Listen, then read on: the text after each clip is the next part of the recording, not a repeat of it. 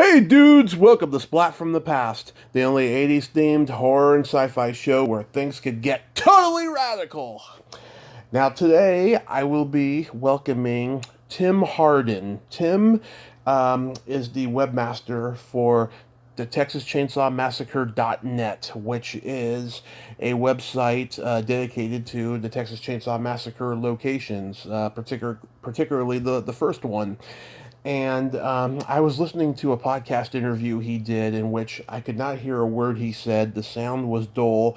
You could hear the host just fine, but this guy's sound system was just dull. I couldn't hear a single word, so I thought to myself, I'll get him on this show and he can do a much better interview than that. And, you know, I'm a huge fan of the Texas Chainsaw Massacre films, and why not have him on here and talk about, you know, the series and his involvement with the locations and the website and the casting crew or what have you. So it's going to be great. So, here is my interview with Tim Harden. Hello. Hey, Tim, it's Tommy. Tommy, how are you, sir? Sorry about that. I didn't recognize the number, and I just thought it was spam. Well, I have to say that was a pretty dead-on Strother Martin, I heard. Yeah, that's actually playback from the movie. So, yeah. Oh, okay. I accidentally said Murray Hamilton. For some reason, I was thinking of him instead of Strother Martin, but... How are you, sir? I am great. How are you? Good. I had to run an errand, so I'm talking to you through the car, but we can chat, and I'll be home in like 10 minutes, so I'm good. Okay, great. Well, this is such a great honor. Thank you for taking the time today. Oh no, of course, yeah. It's always great to talk about chainsaws. Just ask my wife. Yeah. So let's get into it. Going back into your life, how did your interest in the Texas Chainsaw Massacre come about? Well, so I was about 16 years old, and I didn't know about it till this friend of mine that I'm still friends with got it on VHS.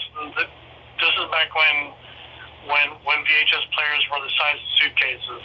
Yeah.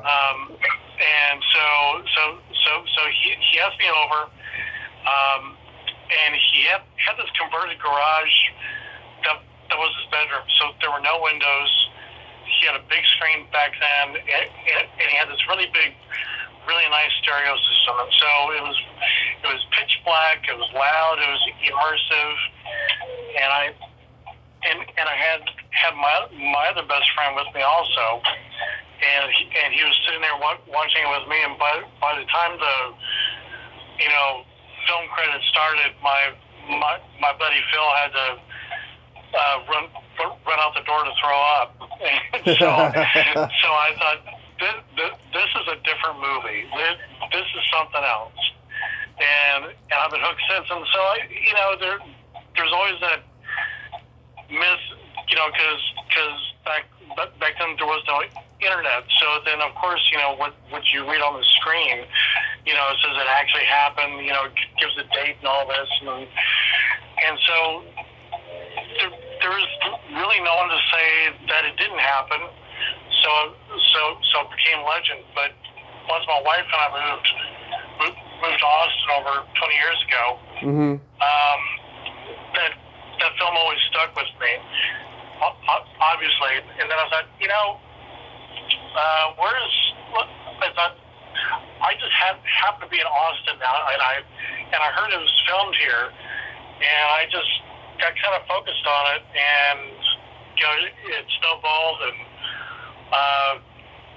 it's that classic case of you have questions and you find out more, so then you get more questions. Right. And that's how it kind of snowballed. Yeah, sounds like me on my podcast with every interview I've had. Yeah. How So okay, so you were 16 when you saw it. Were you Yeah, absolutely mortified by what you saw?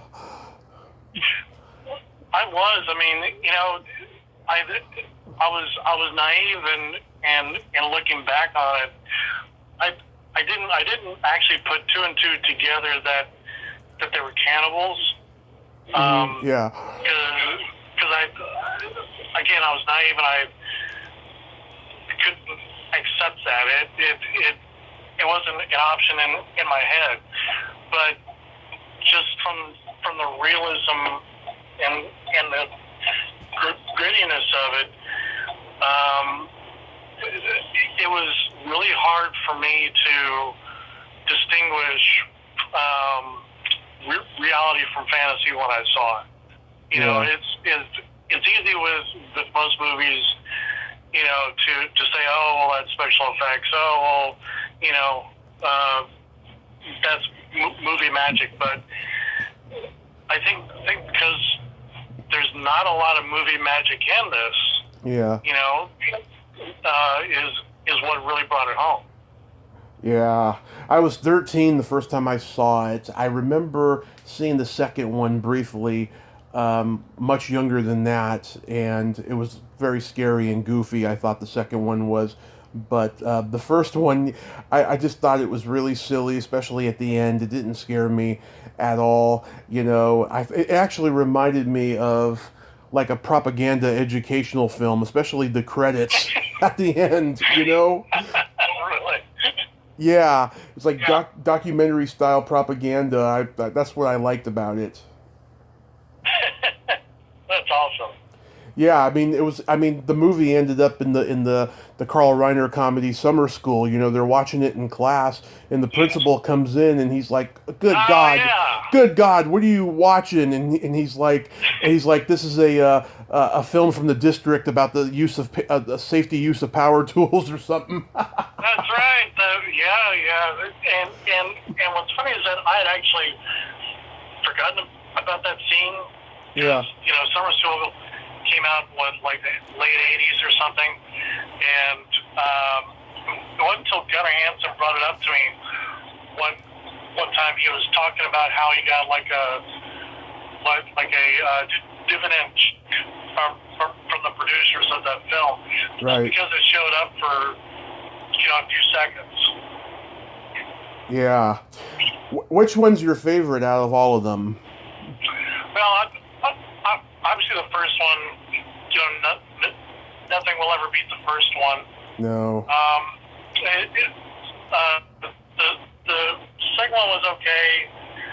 Um, I have to admit that there's something intriguing about the fourth one. That was done by Kim Hinkle. Yeah. It was done in Austin, and it's a terrible film.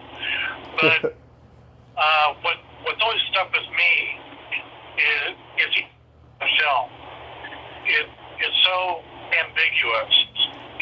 Yeah. You have Renee Zellweger being picked up by some weird guy in a limo, who has a bunch of patterned scars on his chest, and says something about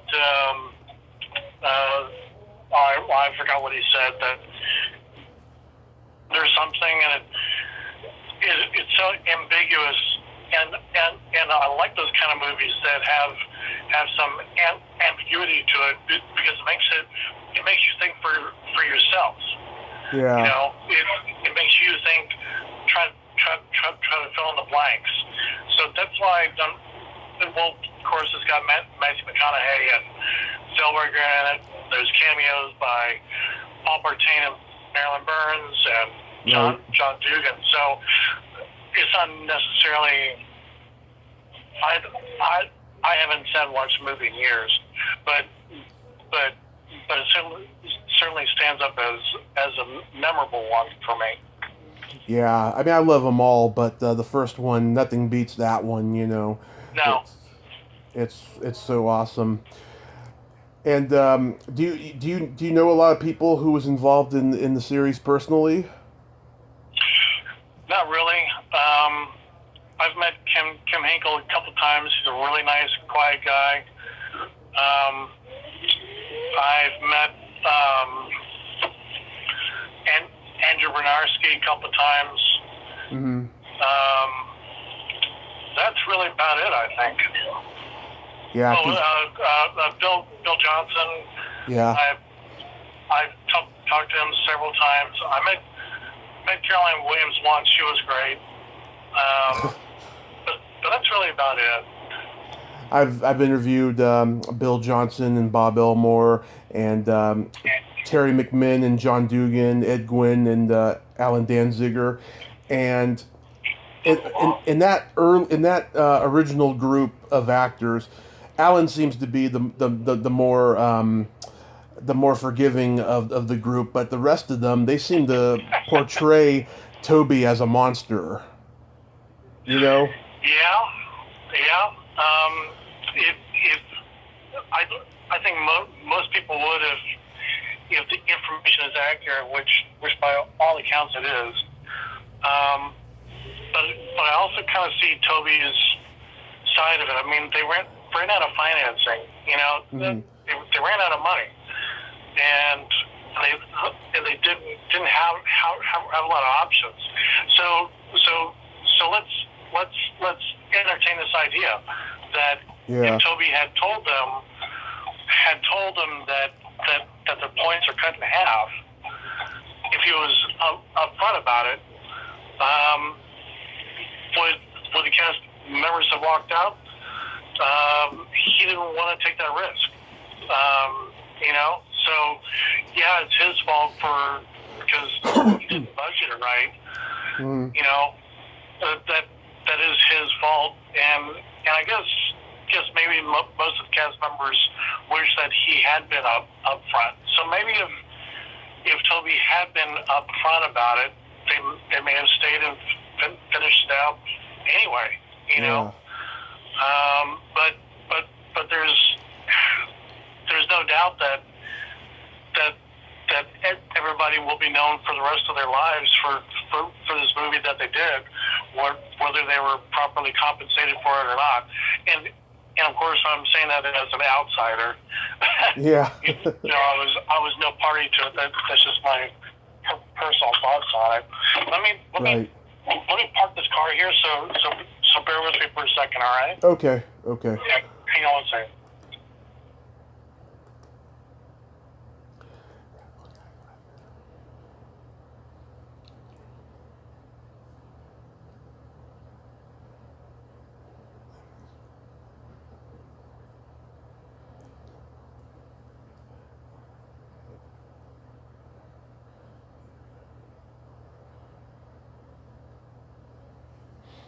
Tim?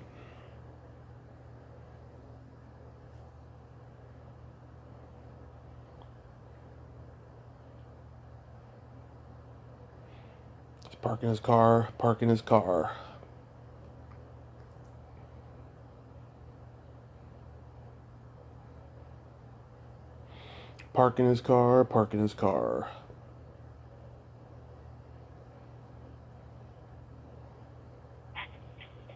Okay, sorry about that. Oh, that's okay.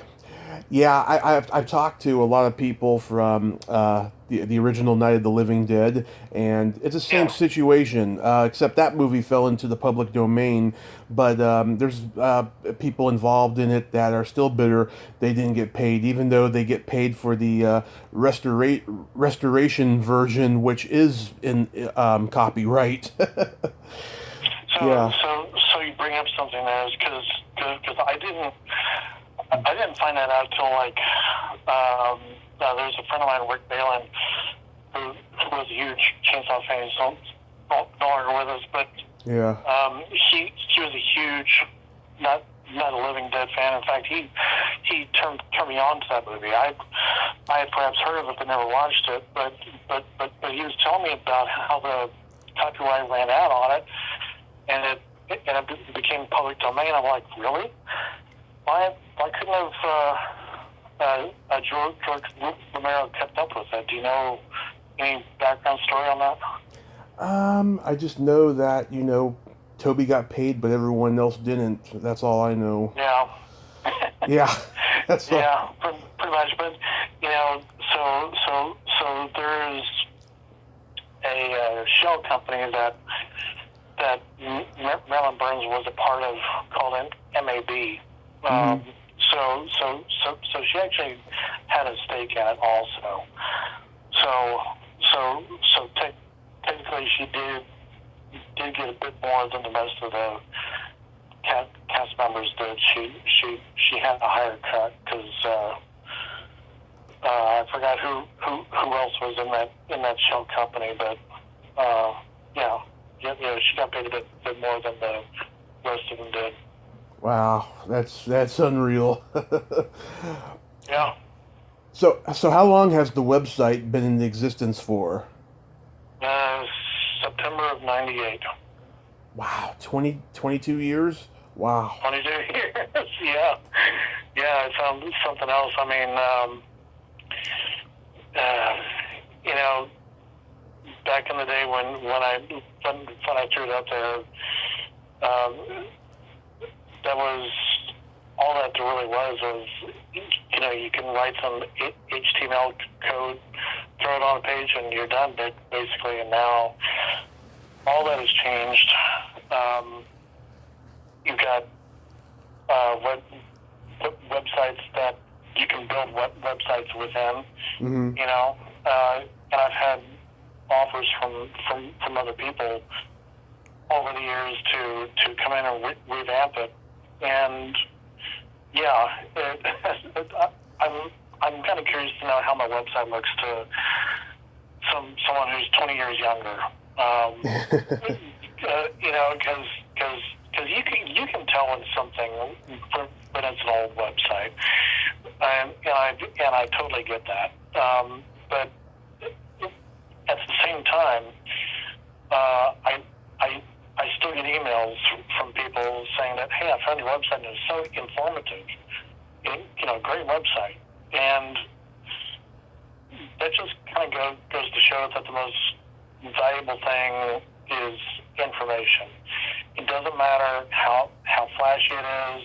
Mm-hmm. If it looks 21st century, if you're using WordPress, or if you're, Java this and all this flashy stuff. The information has always, and I think always will be important, and something that I've realized early on when I was trying to find these locations was that my website could turn into a repository of information, so that it's out there, and information isn't going to change. We're talking about history, and so that's why my activity with the website kind of tapered off, because it's like, I think we've covered everything. Yeah. And my life changed. I went on to pursue other interests and whatnot. But another part of it is that from a business standpoint of view, what kind of return on investment do I get for either hiring somebody or me taking the hours of time that it would take to revamp it, make it slicker looking, when it's just going to have the same info. So I've just never been able to justify that. So apparently the website still works. And I think that could be all that matters. Yeah, I like the website. I don't care how old or new it looks. It looks great. Thank you. Of course. So you live in distance of the original locations. I mean, do they still hold up? Do they still look the same? No. You can pull up Google Maps and look at Quick Hill, where the house once stood, and you can see where office buildings have popped up. The actual area of land that the house was on is still there, although it's been kind of groomed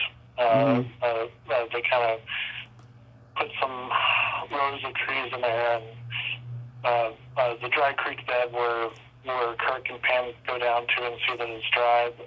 That's gone. That's been leveled for a lot of office buildings. And that's only about 5 miles away from me. Of course, the gas station that's just outside of Bastrop. That's been heavily revamped and is now a tourist attraction, which is great. Someone's trying to keep the saw alive there, per se. The cemetery just doesn't change. I mean, some cemeteries don't change. So the only thing that's different about it is more headstones. What else was there? But some cemetery, gas station, and Quick Hill. Of course, the house is an amazing place. I mean, every chainsaw fan that's going to go through the trouble of seeing some film locations, you have to go to the House of Kingsland. Yeah. And we're fortunate these days because when the house first opened with its first restaurant, Mm-hmm. it was called the Kingsland Old Town Grill. It was run by a couple of older ladies who did not appreciate chainsaw at all.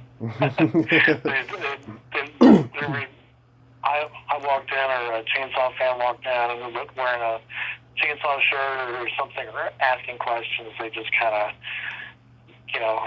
furrowed their brow and just looked at them like, "Oh, you're one of those," But now it's as the years have progressed. There's been several businesses in there that have come and gone for various reasons, but they now the current owners not only embrace it, but they also support it, which is great. Mm-hmm. Yeah. So it's pretty fascinating. Yeah. Has the city declared those sites as a historical landmark? So you know what, I did try to approach the city of Round Rock, where Quick Hill is. Mm-hmm. I proposed the idea to some officials there to at least have a landmark, like a Texas historical landmark. I got no response, obviously, and also talked with some developers of the La Frontera project, which is what that area is now, with office buildings and shopping centers. I said, can we at least put a Franklin Lane in here? Like a street named after Franklin or somebody, and of course I got no response. But if you sit back and think about it, I don't think that it's something that a lot of tourists would like to read, because the film is a very polarizing film. Seems like most people love it or hate it, and Mm-hmm. so why? I can see the logic in why introduce something that's polarizing or divisive when you're talking about renaming a street or putting up a landmark. I totally get that. I think that doing something like that would just be for the chainsaw fans, which we think would be great. There's no doubt about it. But probably for the general public, I can see where that's not in their best interest. Yeah. Yeah, you got to be on the 40th anniversary Blu-ray DVD. That's quite an honor. I mean, were you nervous at all? It is. Yes. So funny story about that is that that was Retro Pictures. Michael Felcher flew in, so that I could give him a tour of the film locations. So when the day came that we're going to the chainsaw house in Kingsland, we're driving out there. It's like an hour and 45-minute drive from Runlock, where he was staying, or where I live. We're like halfway there, and he says, "Oh man, I think I forgot to get my battery charger." And he says, "I don't know how much battery is on my camera, but once we run out, we run out." And so I think he had like half a battery on his camera, and so to do the shots in Kingsland, I had to really speak fast because I was always worried that the camera was going to die. So if it seems like I'm on cocaine or something, I'm not. It's just that we're always under the constant pressure of, is this camera going to die on us? But so from the get-go, I've always been a fanboy. It's always been a passion, and absolutely everything that I've gotten from it, meeting all the cast members, becoming friends with them all, doing business with them. I never will take any of that for granted. Case in point is like the first time that I had lunch with Gunnar. This is probably '99 or something. Gonna recognize that I put up this website and I'm getting traffic and people like Bob Burns, called me, and so did Kim Hinkle, because I think they also realized that hey, this guy's website is taking traffic. We should get to know him and see what he's doing, if his intentions are good or not. But what I'm driving at is that I was email corresponding with Gunnar with questions, and he moved for a brief period of time in 1999 back to Austin from Maine to take care of his mom because she was ill. And so for those months that he was here, we really got to know each other. And so going back to the first lunch time that I had with him, Gunnar says, hey, let's meet at this Mexican restaurant. I'm like, okay, cool. So I'm like a total fanboy freak out, and this is where I credit my wife, because my wife is a great social person. She's a great talker. She can break the ice with anybody. People who talk to her for the first time open up, and I can't tell you how many times people just start telling her their life story, and they just met her. She's just that kind of person. Oh. So I was going to the restaurant first. My wife Sherry was going to be there half an hour later or something. I walk in, there's Gunnar. We order food, and I don't know what to talk about. I'm like, what do you say? What do you talk about with Gunnar Hansen, who's asked to have lunch with you, and you don't want to be that fanboy? I guess you saw that Saturday Night Live sketch where Chris Farley. Yeah. Chris Farley sitting with Paul McCartney. Yeah. That encapsulates what I did not want to be. Yeah, pretty much. Hey, how about that time that ran? Do you remember when you were in the Beatles? That was awesome, man. Yeah. Yeah. What else? So I forgot how I managed it, and then Sherry walks in, and the rest was kind of history. That she kind of helped break the ice, and that's when I learned how to talk to these people, to idolize, talk to them as a human being. Yeah. Find out about their family, about their background, and what really did it for Gunnar and us was talking about his writing, because what he really wanted to do with his life, and that's for the most part what he did. He was a very passionate writer, and so we talked a lot about writing and his favorite writers and books and things like that. And so when we got to know him personally like that, then I felt more at ease of every once in a while hitting him up with a question, and which he freely answered from me. Yeah. That is. But being back to your question about being a part of the DVD and stuff. I mean, I've had several moments like that where I was like, oh my God, I just can't believe this. I can't list them all. I just really, really feel so fortunate to for the cast to know me, for me to know them, be friends, Facebook friends, chat once in a while.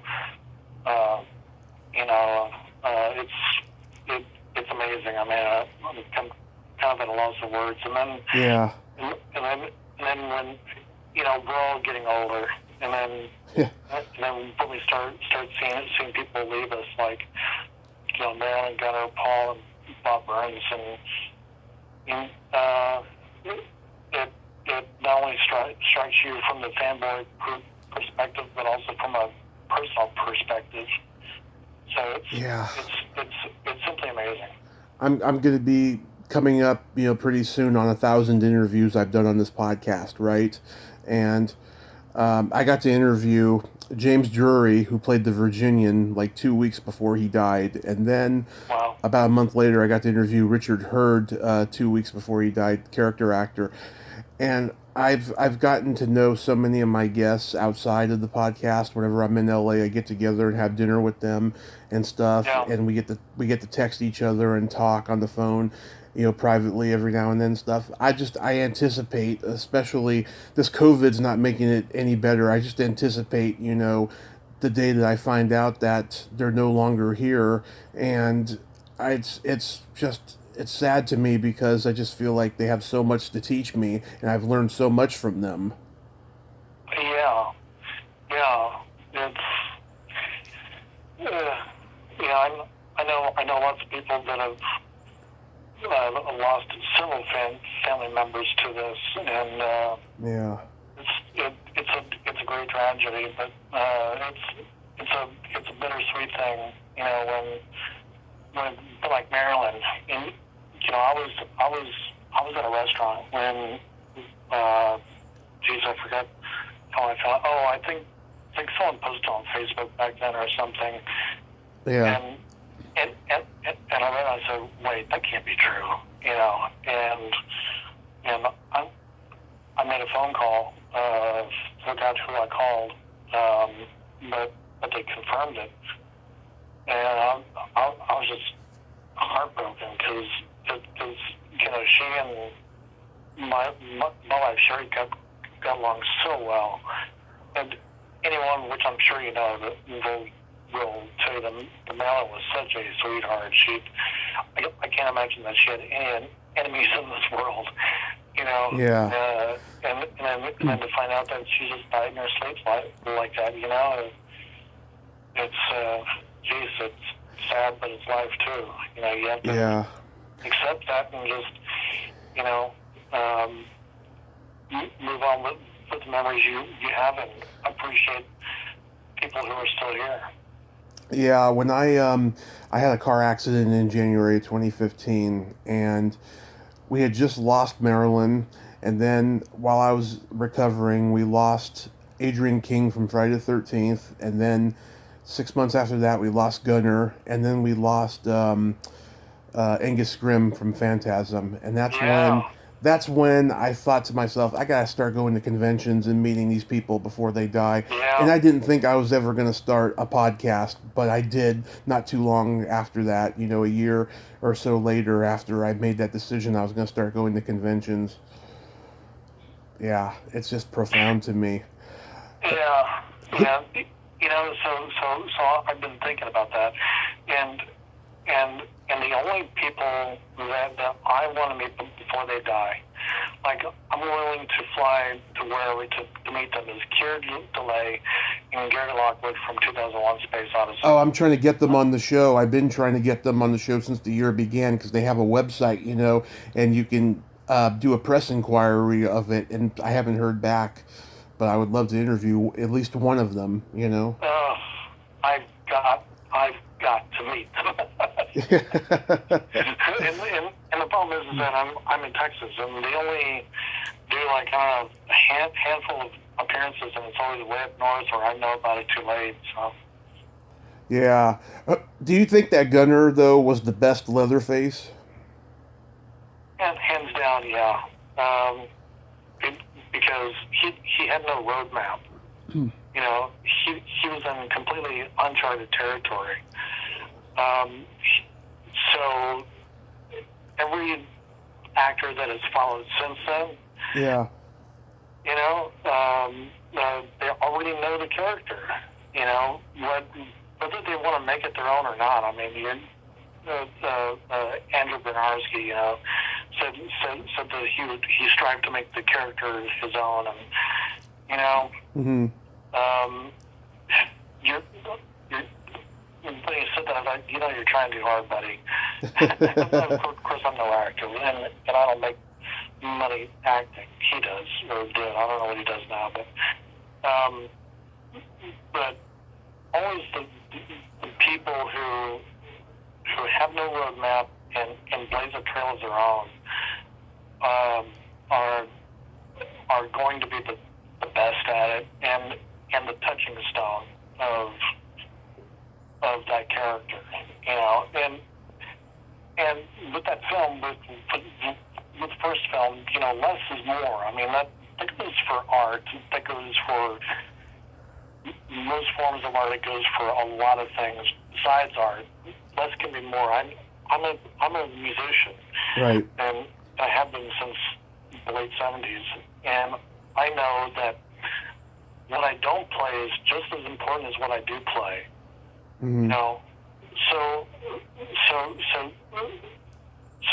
that's taste, and I think Gunnar's job with Chainsaw was tasteful. That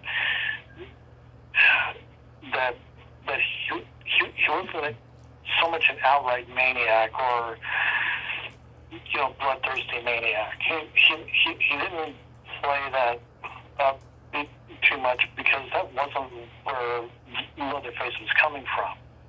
That's where the true terror is that these real life killers, John Wayne Gacy and all these countless ones, that makes them frightening. That's what makes them frightening, is that they can be your next door neighbor, Yeah. and you not know about it. And so Gunnar's job was to take in these different personality traits, and to him, to Leatherface's character, he's just providing for his family. Right. He's not doing it. Leatherface in the first movie wasn't doing it to terrorize people or to get his rocks off by scaring people. He was doing it because that's what the family does. He's a butcher. Yeah. Without many morals or with no boundaries, and that's what really makes it frightening. But if you bring any character in that in which the character perspective is to terrorize somebody, they're not really that scary. If they don't realize that they're scary, they're very scary. Yeah. Yeah, they're not all Ted Bundys or, Jeffrey Dahmers or like that, Exactly. So, what kind of music do you play? Do you sing, play instruments, all that? Yeah, so growing up, I played piano, then I took music theory throughout school and college. I played primarily brass instruments in grade school and high school, like trombone, baritone, euphonium.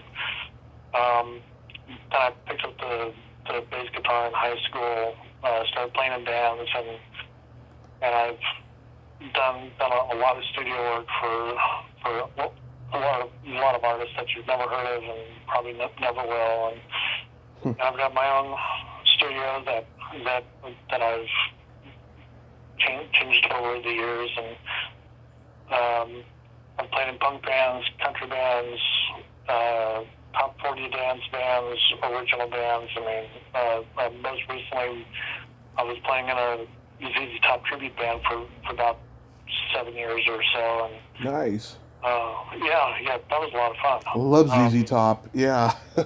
Yeah, with ZZ Top is a power trio, so there's nowhere to hide if you make a mistake, you know. Yeah. And that's what I liked about it, is that not only was it musically challenging, because people have an expectation of what ZZ Top sounds like, so you better damn well sound like them.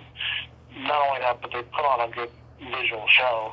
So that was a lot of fun while it lasted. So right now I'm just kind of doing my own thing on my own time, doing my own music, because I thought, you know, COVID's here, can't do much except maybe go back to music. You know, I did run a poker league here for about 3 years. It became very big. My poker league was on like over the course of a trial, about 25 different bars in the Austin, Round Rock, Georgetown area, and COVID hit, and I had to shut it down, you know, and so I sold my stuff, and then I thought, well, maybe now's a good time to get back to music. So Yeah. that's what I'm doing. Oh, that's great. But I'm sure COVID has really slowed down, you know, the performing part, of course. Yeah, and from the musician's perspective, just like every other perspective, I think, is pushed us to push boundaries. You know, like people have to work from home. People are doing a lot of, like you said, podcasting. They're doing a lot of live videos. They're doing a lot of streaming. And so for musicians, we really get paid hardly at all unless you sign a contract for a corporate party or something big. But musicians, especially here in the Austin area, called live musical capital of the world, supposedly. Mm-hmm. There's now places, if you want to play there, you have to pay. The musician actually has to pay the venue to let them play in it.